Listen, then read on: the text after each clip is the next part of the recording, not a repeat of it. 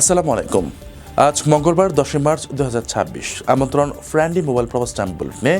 আপনাদের সাথে আমি শরীফুল ইসলাম। শুরুতে জানাবো শিরোনাম।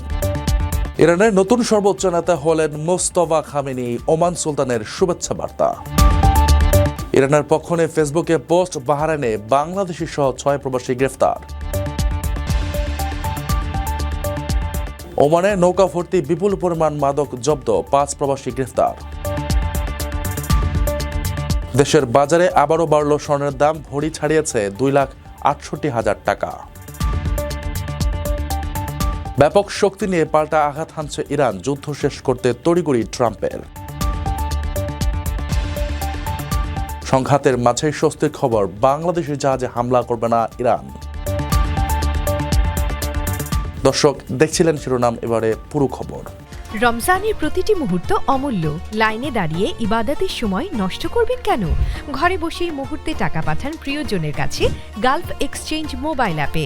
দ্রুত ও নিরাপদে টাকা পাঠান বিকাশ ও ব্যাংক অ্যাকাউন্টে। এই রমজানের সময় দিন ইবাদতে, টাকা পাঠান গালফ এক্সচেঞ্জ মোবাইল অ্যাপে। গালফ এক্সচেঞ্জ, বাংলাদেশিদের প্রিয় এক্সচেঞ্জ। যুক্তরাষ্ট্র ইসরায়েলের যৌথ হামলায় আয়াতুল্লাহ আলী খামেনি নিহত হওয়ার পর ইরানের নতুন সর্বোচ্চ নেতা হিসেবে তার ছেলে মোস্তফা খামেনিকে নির্বাচিত করা হয়েছে। 56 বছর বয়সী মোস্তফাকে বন্ধুপ্রতিম দেশটির সর্বোচ্চ নেতা হিসেবে নির্বাচিত হওয়ার পর উষ্ণ অভিনন্দন জানিয়েছেন ওমানের সুলতান হাইথাম বিন তারিক। ওমানের পররাষ্ট্র মন্ত্রণালয়ের এক বিবৃতিতে জানানো হয়, সুলতান তার বার্তায় মোস্তফা খামেনির সাফল্য ও সঠিক দিক নির্দেশনা কামনা করেছেন। ইরানের নবনির্বাচিত সর্বোচ্চ নেতা আয়াতুল্লাহ মোস্তফা খামেনিকে অভিনন্দন জানিয়েছেন ওমানের সুলতান হাইথাম বিন তারিক। ওমানের পররাষ্ট্র মন্ত্রণালয়ের এক বিবৃতির মাধ্যমে এই তথ্য জানানো হয়েছে। বিবৃতিতে বলা হয়, ইরানের সর্বোচ্চ নেতা হিসেবে নির্বাচিত হওয়ায় মোস্তফা খামেনির প্রতি অভিনন্দন বার্তা পাঠিয়েছেন ওমানের সুলতান। ওই বার্তায় তিনি বন্ধুপ্রতিম দেশটিতে নেতৃত্বের গুরুদায়িত্ব নেওয়ায় এই সন্ধিক্ষণে মোস্তফা খামেনির সাফল্য ও সঠিক দিক নির্দেশনা কামনা করেন। এক্সে প্রকাশিত এ পোস্টে ওমানের সুলতান এবং ইরানের নতুন সর্বোচ্চ নেতার ছবি পাশাপাশি প্রকাশ করে দুদেশের কূটনৈতিক সম্পর্কের বিষয়টি তুলে ধরা হয়েছে। উল্লেখ্য, চলমান যুদ্ধের মাঝে গত 28 ফেব্রুয়ারি যুক্তরাষ্ট্র ইসরায়েলের এক হামলায় ইরানের দীর্ঘকালীন সর্বোচ্চ নেতা আয়াতুল্লাহ আলী খামেনি নিহত হন। এই ঘটনার পর দেশটিতে নতুন নেতৃত্ব নির্বাচনের প্রয়োজনীয়তা দেখা দেয়। এরই ধারাবাহিকতায় গত 8 মার্চ ইরানের বিশেষজ্ঞ পরিষদ বা অ্যাসেম্বলি অব এক্সপার্টস আলী খামেনির ছেলে 56 বছর বয়সী মোস্তফা খামেনিকে দেশের সর্বোচ্চ নেতা হিসেবে ঘোষণা করে। 1979 সালের ইসলামী বিপ্লবের পর এই প্রথম ইরানে পিতা থেকে পুত্রের হাতে সর্বোচ্চ নেতৃত্বের এই পালাবদল ঘটল। চলমান যুদ্ধ পরিস্থিতির মাঝেই অত্যন্ত সংকটজনক এক সময়ে দেশের সামরিক ও কৌশলগত দিক নির্দেশনার গুরুদায়িত্ব এখন তার কাঁধে। মোস্তফা খামেনির এর আগে প্রকাশ্যে কোনো সরকারি পদে না থাকলেও ইরানের প্রভাবশালী আধাসামরিক বাহিনী, রেভলিউশনারি গার্ডস, আইআরজিসি এবং রাষ্ট্রীয় নীতি নির্ধারণী পরিমণ্ডলে তার গভীর প্রভাব রয়েছে। মধ্যপ্রাচ্য জুড়ে বিরাজমান এই চরম উত্তেজনার মাঝে ওমানের মতো একটি গুরুত্বপূর্ণ ও মধ্যস্থতাকারী প্রতিবেশী দেশের এই অভিনন্দন বার্তা কূটনৈতিক দিক থেকে বেশ তাৎপর্যপূর্ণ বলে মনে করছেন বিশ্লেষকরা।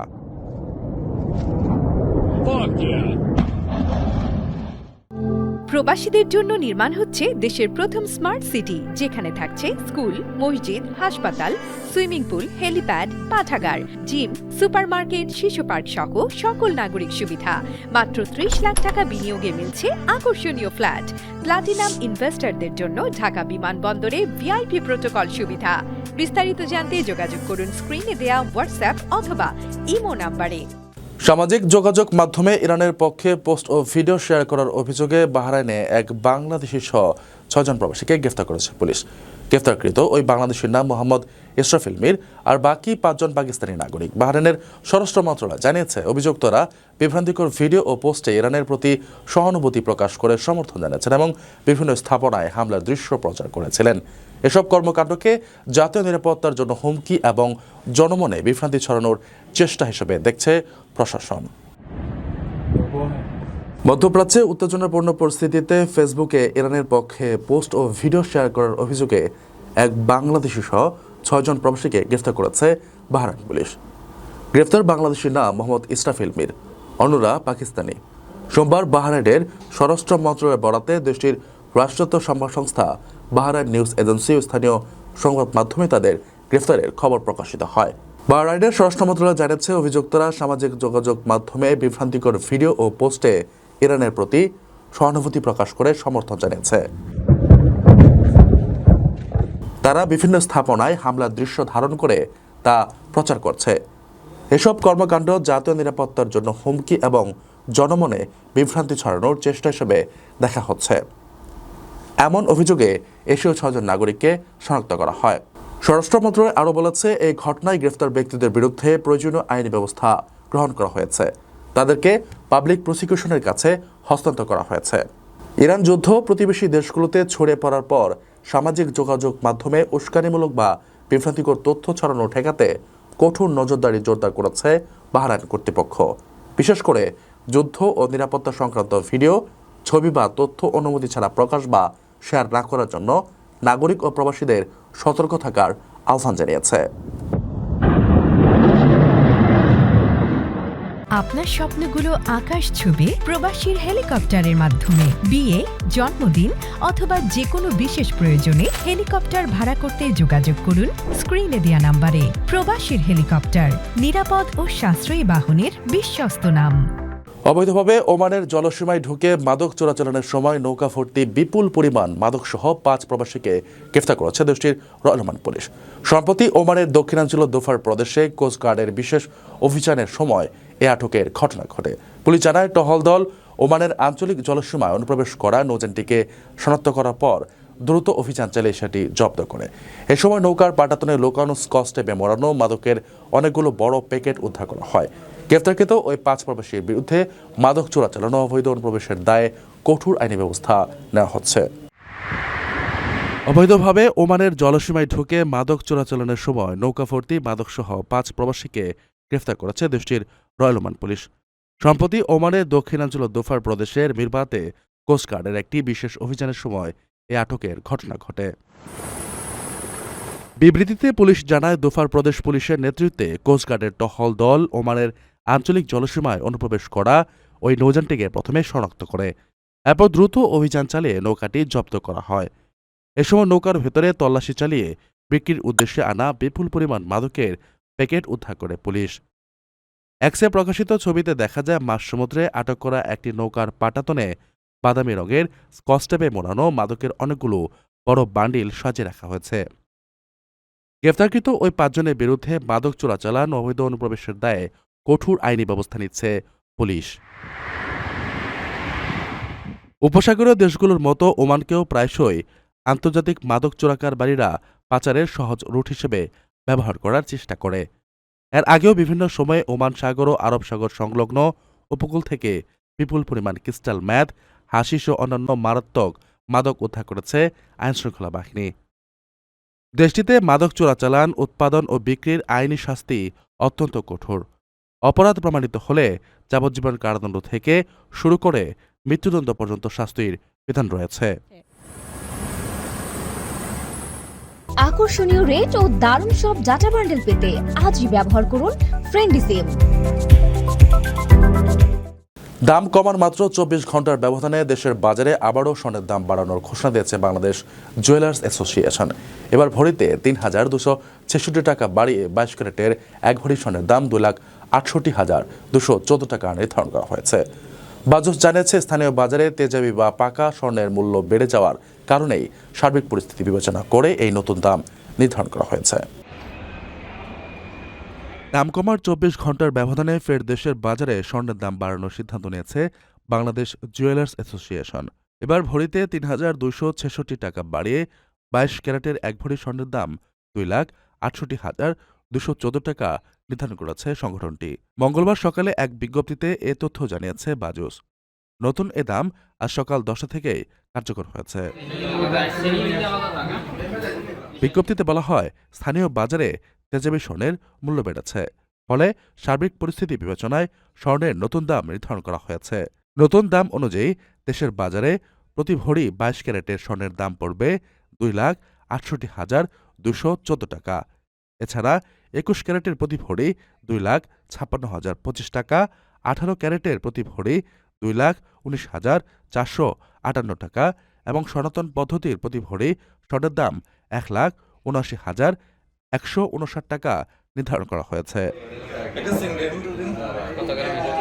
এ নিয়ে চলতি বছর এখন পর্যন্ত দেশের বাজারে ৩৯ বার সমন্বয় করা হয়েছে স্বর্ণের দাম, যেখানে দাম ২৫ দফা বাড়ানো হয়েছে, কমানো হয়েছে ১৪ দফা। আর গত ২০২৫ সালে দেশের বাজারে মোট ৯৩ বার স্বর্ণের দাম সমন্বয় করা হয়েছিল, যেখানে ৬৪ বার দাম বাড়ানো হয়েছিল আর কমানো হয়েছিল ২৯ বার। ইরানের বিরুদ্ধে চলমান যুক্তরাষ্ট্র ইসরায়েলি হামলা খুব শিগগিরই শেষ হতে যাচ্ছে বলে জানিয়েছেন মার্কিন president Donald Trump.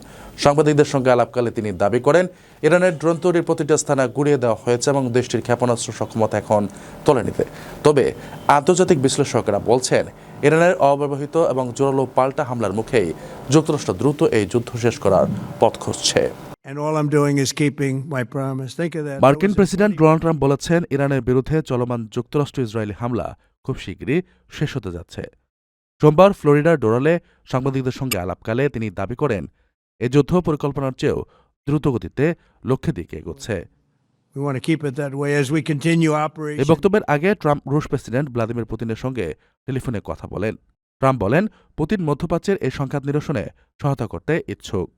Donald Trump দাবি করেছেন, ২৮ ফেব্রুয়ারি যুদ্ধ শুরু হওয়ার পর থেকে এ পর্যন্ত ইরান জুড়ে ৫,০০০ লক্ষ্যবস্তুতে সফলভাবে আঘাত এনেছে যুক্তরাষ্ট্র ইসরায়েলি বাহিনী।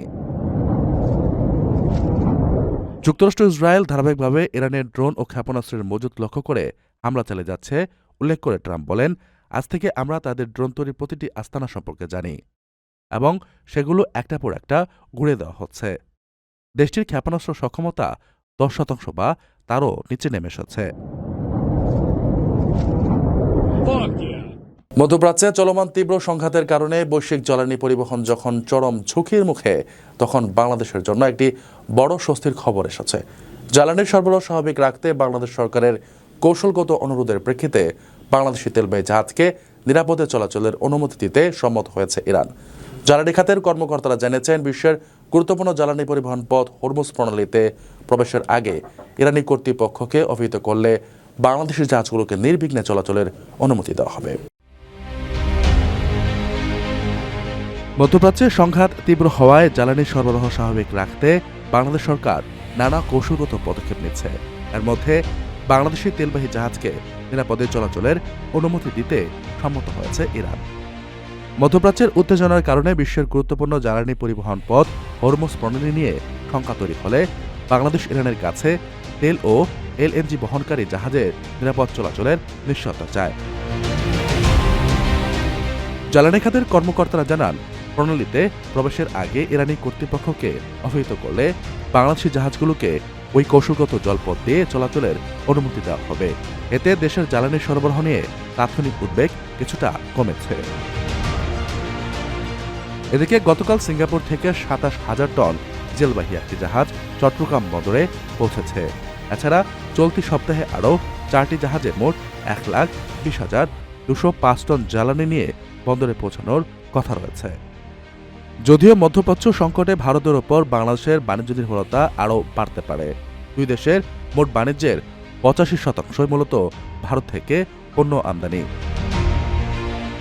মধ্যপ্রাচ্যে যুদ্ধের কারণে বিশ্বের বিভিন্ন দেশের মতো বাংলাদেশেও এরই মধ্যে জ্বালানি পণ্য নিয়ে অস্থিরতা দেখা দিয়েছে। জানা গেছে, পরিস্থিতি স্বাভাবিক রাখতে ভারতের কাছে বাড়তি ডিজেল আমদানির প্রস্তাব দেওয়ার পরিকল্পনা করছে বাংলাদেশ। আসামের নোমালীগড় রিফাইনারি থেকে আজ বাংলাদেশে আসছে ৫,০০০ টন ডিজেল। দর্শক, দেখছিলেন ফ্রেন্ডলি মোবাইল প্রবাস টাইম বুলেটিন। শেষ করার আগে শিরোনামগুলো জানিয়ে দিচ্ছি আরও একবার। ইরানের নতুন সর্বোচ্চ নেতা হলেন মোস্তফা খামেনি, ওমান সুলতানের শুভেচ্ছা বার্তা। ইরানের পক্ষ নিয়ে ফেসবুকে পোস্ট, বাহরাইনে বাংলাদেশি সহ ৬ প্রবাসী গ্রেফতার। ওমানে নৌকা ভর্তি বিপুল পরিমাণ মাদক জব্দ, ৫ প্রবাসী গ্রেফতার। দেশের বাজারে আবারও বাড়ল স্বর্ণের দাম, ভরি ছাড়িয়েছে 2,68,000 টাকা। ব্যাপক শক্তি নিয়ে পাল্টা আঘাত হানছে ইরান, যুদ্ধ শেষ করতে তড়িঘড়ি ট্রাম্পের। সংঘাতের মাঝে স্বস্তির খবর, বাংলাদেশের জাহাজে হামলা করবে না ইরান। এ ছিল ফ্রেন্ডলি মোবাইল প্রবাস টাইম বুলেটিনের আজকের আয়োজনে। প্রবাসের সর্বশেষ সংবাদ পেতে ভিজিট করুন probastimes.net, সাবস্ক্রাইব করুন আমাদের ইউটিউব চ্যানেল এবং চোখ রাখুন ফেসবুক পেজে। পরবর্তী বুলেটিন দেখার আমন্ত্রণ জানিয়ে আজকের মতো বিদায় নিচ্ছি আমি শরীফুল ইসলাম। সেই পর্যন্ত সবাই ভালো থাকবেন এবং নিরাপদে থাকবেন। আল্লাহ হাফেজ।